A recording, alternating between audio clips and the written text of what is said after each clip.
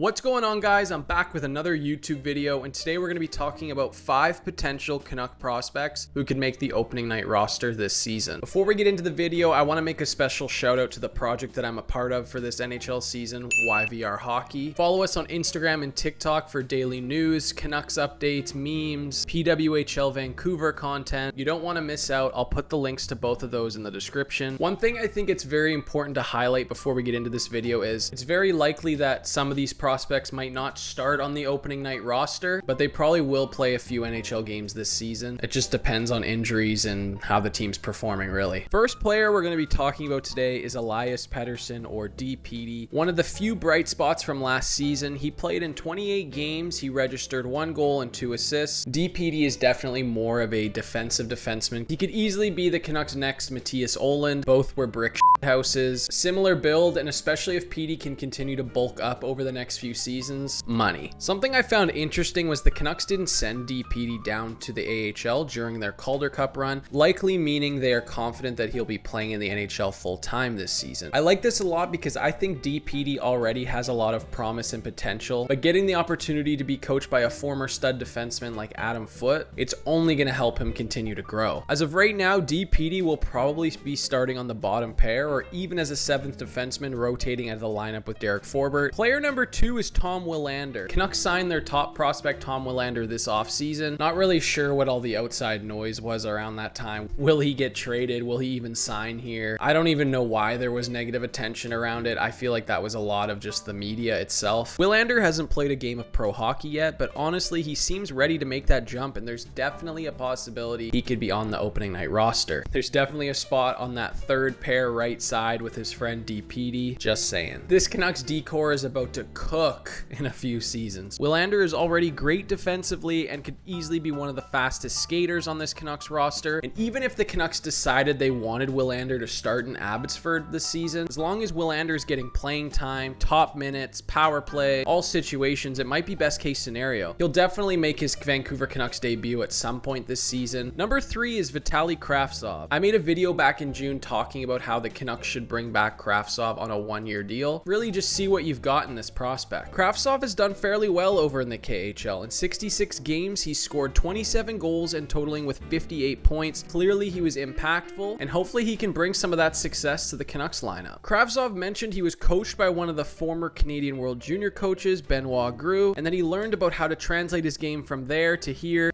trying to be better defensively and offensively. Kravtsov is a shooter. That's why he was drafted 9th overall back in 2018. Man, this could actually be a huge steal, diamond in the rough for the Canucks. I mean, he wasn't drafted that high for nothing. He's got a good shot, he's got the skill, but can he put it all together is the question. Out of all the prospects at Canucks training camp, I'm definitely looking forward to seeing if Kravtsov can make the jump this season. Kravtsov would have to clear waivers in order to go down to Abbotsford if he didn't make the opening night roster, but the Canucks were clearly interested in bringing him back. This could be massive or a complete goose egg. Number 4 is Arshdeep Bains. Bains played a few games last season with the Vancouver Canucks, playing 13 games and scoring 1 goal and 1 assist. Bains was a huge part of the success that Abbotsford had last season, especially the Calder Cup playoffs. Bains ended the AHL postseason on a heater, scoring 7 goals and 19 points over the team's last 13 games, a massive reason why they won the chip this year. Because of this, the Canucks extended him for 2 more seasons. However, though, he is waiver eligible, kind of making it now or never for Bains to make the Canucks roster full-time. Similar situation to Kravtsov,